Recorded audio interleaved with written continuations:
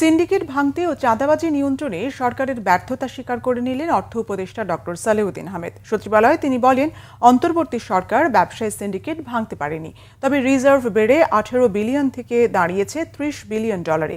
জানান, গত কয়েক মাসে অন্তর্বর্তীকালীন সরকার রেকর্ড পরিমাণ বৈদেশিক ঋণ পরিশোধ করেছে। নির্বাচন নিয়ে এখন আর অনিশ্চয়তা নেই বলেও তার দাবি। মহিবুল্লাহ মুহিবের রিপোর্টে বিস্তারিত। মঙ্গলবার সচিবালয়ে ক্রয় সংক্রান্ত কমিটির বৈঠক অনুষ্ঠিত হয়। বৈঠক শেষে অর্থ উপদেষ্টা ডক্টর সালেউদ্দিন আহমেদ বলেন, আগামী ফেব্রুয়ারি মাসের মধ্যে পাচার হওয়া কিছু অর্থ ফেরত আনা সম্ভব। পরবর্তী নির্বাচিত সরকার এই প্রক্রিয়া অব্যাহত রাখবে বলে আশা প্রকাশ করেন তিনি। টাকাটা যখন পাচার করে তখন যারা পাচার করে তারা বুদ্ধি টুদ্ধি জানে সব কীভাবে করতে হয়, কারণ ফাইন্যান্সিয়াল ইসেরেই করে।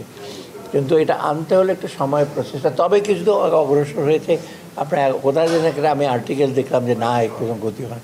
আমরা অনেক লিগাল ফার্মের সাথে আলোচনা করা হচ্ছে, তারপর অনেক এজেন্সির সাথে আলোচনা অনেক দূর কিন্তু এগোচ্ছে। হয়তো ফেব্রুয়ারির মধ্যে কিছু হয়তো আসতে পারে, কিন্তু বাকিটুকু আমরা কিন্তু ওই ক্ষেত্রটা প্রস্তুত করি, কারণ এই ফর্মালিটিস কিন্তু কোনো সরকারই কিন্তু অ্যাভয়েড করতে পারবে। পরে নিজ কক্ষে দেশের সামগ্রিক পরিস্থিতি নিয়ে কথা বলেন অর্থ উপদেষ্টা। জানান, 5 আগস্টের পর চাঁদাবাজি অনেকাংশে বেড়েছে। আগে যেখানে 1 টাকা দিতে হতো, এখন সেখানে 1.5 টাকা দিতে হয় বলেও মন্তব্য করেন তিনি।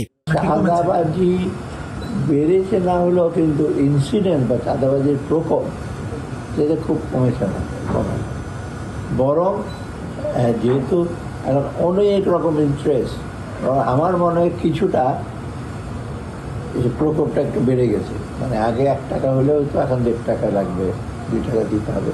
এটা ওই যে অনেকটা মার্কেট প্রাইস, জিনিসপত্রের দাম বাড়ে তো চাঁদার হারও কিছুটা বেড়ে গেছে। আমরা চেষ্টা করা পারি না, এটা আমার সীমাবদ্ধতা।